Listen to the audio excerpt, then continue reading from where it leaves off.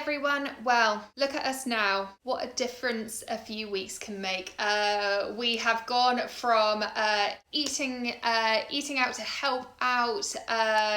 We have gone from enjoying the sun, getting back on our feet, encouraged back into the office to this again. Very, very strange times indeed. And I feel like I'm in a Gillian Flynn novel. Anyway, we have news. We have the new job support scheme that is due to be replacing the coronavirus job retention scheme that's coming to an end on the 31st October. So I'm here today to discuss the new kid on the block. It's due to open up and dovetail with the end of the coronavirus job retention scheme, due to come in on the 1st of November so that there isn't a break, and it will last for 6 months. So there are a few uncertainties with this new scheme, which will hopefully be clarified in guidance. For example, large businesses are going to have to undergo a financial assessment to prove that coronavirus has caused a downturn in turnover,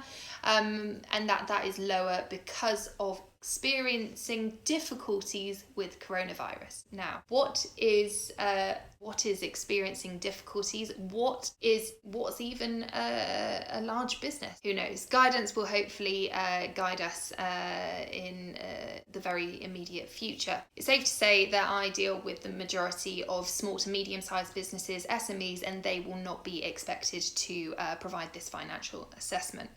So I won't cover it today. So what is this scheme? It is, let's think of the coronavirus job retention scheme as the crutch, and this is more the plaster or the bandage.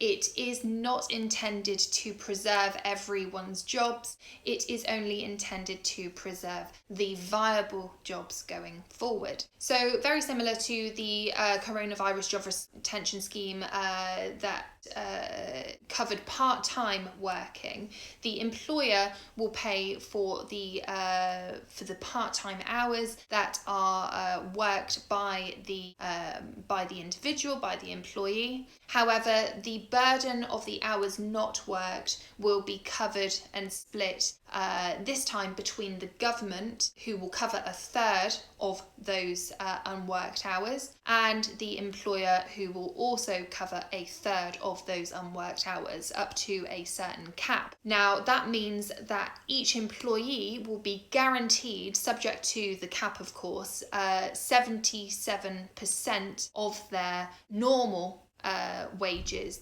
from their normal hours. So there are a few minimums that you need to be aware of.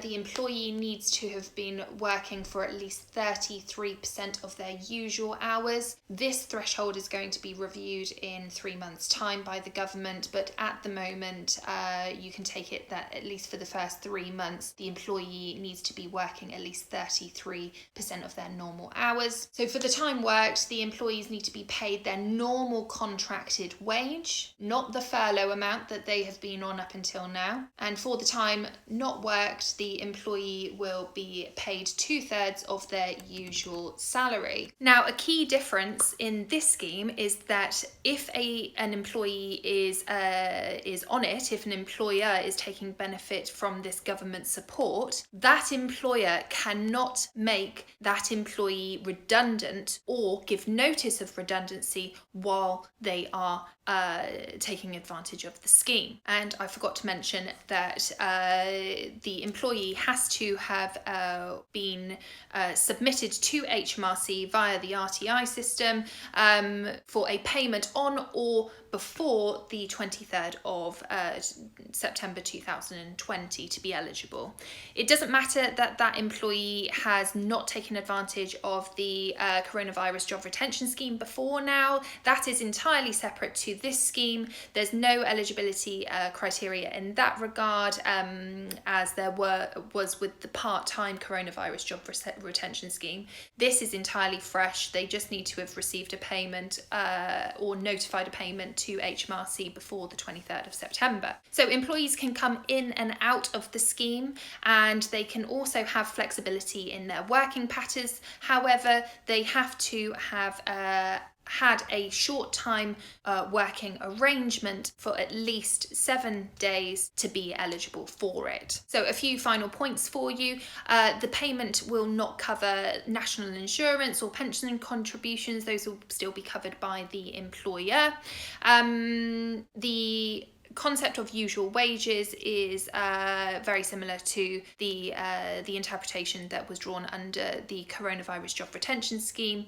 It's very important to note, do not use the furloughed hours as your basis of calculation. And as I've said, you can't make your employee redundant while taking benefit from this scheme. There we go. My job support scheme video in a nutshell. Hopefully that's been helpful. If you've got any questions, let me know. Take care.